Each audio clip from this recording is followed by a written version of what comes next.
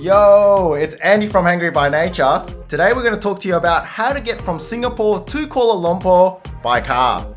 So I want you right now to hit the subscribe button and the notification bell to follow our smart family travel guides. So let's just get right into it. First up, why we did what we did. Malaysia is a beautiful country, so we wanted to take some time to visit some of the other areas Malaysia has to offer.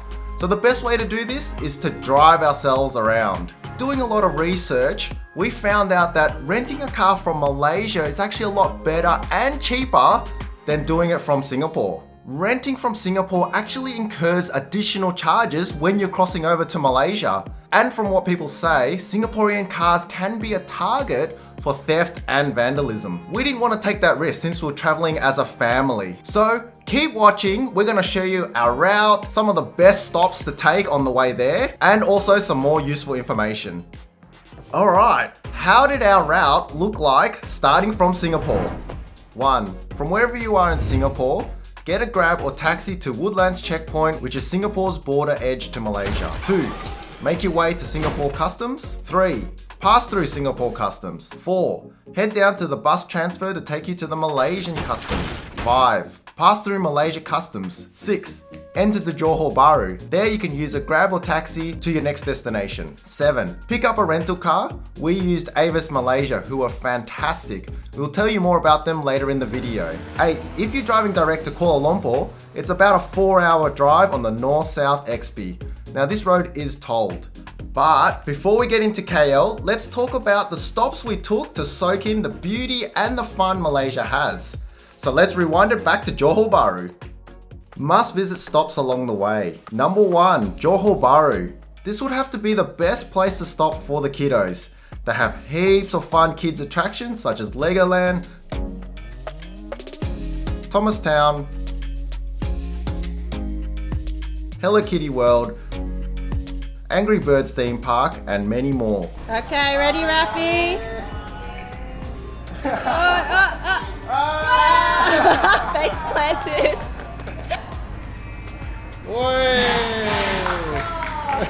A good 2, 3, 4 days is suggested when staying in Johor Bahru. Number 2. Next is Malacca, which is about a 2.5-hour drive from Johor Bahru. Malacca is really rich with history. It was once a very well-known international trade center in Asia due to its port location. You will see many of its sites built by Portuguese, Dutch, and British from the colonial era. Really interesting to see the mix. Malacca is also really known for their food, so you must try Jonker Street, for example. The floating mosque, or the Malacca Straits Mosque, is an amazing wonder to see. They are also very welcoming to visitors. You just have to cover up, but there are some robes available for free. You could probably spend a solid 2 days in Malacca to have a good time and cover most things. Number 3, Putrajaya. Honestly, I didn't have much knowledge of this place, but man, I was surprised when I got there. Due to overcrowding in KL, the government decided to move some of the sections to Putrajaya. When you visit, there are a whole heap of huge buildings and they look really nice. A major standout for us was the Putra Mosque, which is next to the Perdana Putra, which is the Malaysian Prime Minister's offices. It's just spectacular what they have done with the area. Putra Mosque would have to be one of the best mosques I've ever seen. You're out on it. Wow. Whoa, guys, look at that. Yes. So you probably need about 1 day to cover Putrajaya. Number 4. So the last stop is obviously Kuala Lumpur. Now the thing is, we won't actually go through in too much detail about it. We've actually got some videos which you can click up here, which will cover top attractions to visit. Other important information you need to know about. So which car company should you rent from? We used AVIS Car Rental for our road trip. We didn't have any issues or any problems with the car. They had great customer service and we were able to request 2 child seats as well. So word on the street is always use a reputable or an international company that you know of when renting a car.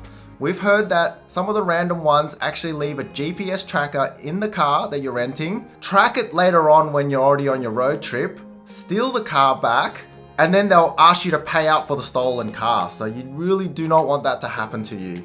So that's why choose a reputable company like AVIS. How are the road conditions? The road conditions are actually quite good in Malaysia, especially along the expressways and some of the main areas in the cities. Some of the more remote areas you might find a couple of bumps or, cracks in the road, but they don't really cause much problem. Tolls. The expressways do have toll charges on them. So from Johor Bahru to Kuala Lumpur, you're looking at about 50 ringgit, which equates to about less than 20 Australian dollars or 12 US dollars. The best way to approach this is to actually go to a servo station before you start your trip on the freeway, grab a tap and go card or one of their other cards that they provide, top it up with a couple of ringgits. Otherwise, if you do come to a toll gate, you're running low on cash, if you stick to the left side, they do have actual cashiers.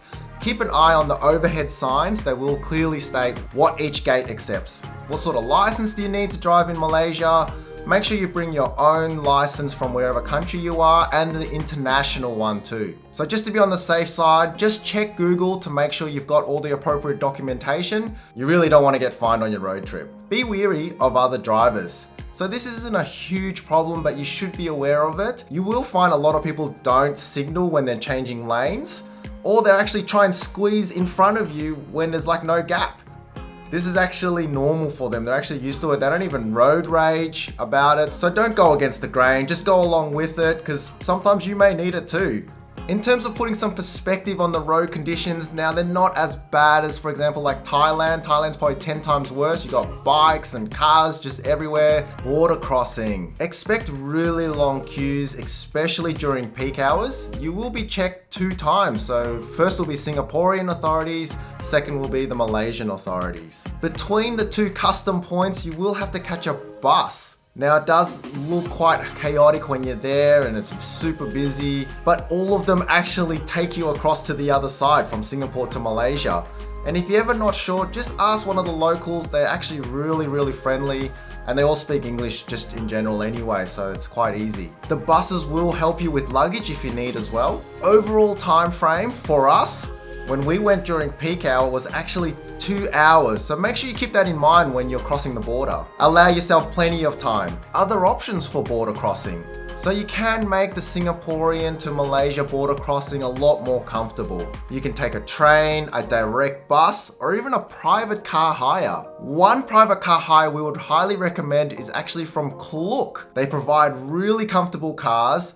They're reputable and they have really good reviews online. Now it is pricier to obviously go via car, especially of the comfort of what Klook provides. You pay for what you get really, but it means you don't actually have to get out of the car when they do the customs check. It's almost like a fast food drive-through. They check your passport and you're on your way. That's it guys. I hope you guys enjoyed this video. If you did, hit that like button. Now I want you to hit the subscribe button and the notification bell to follow our smart family travel guides.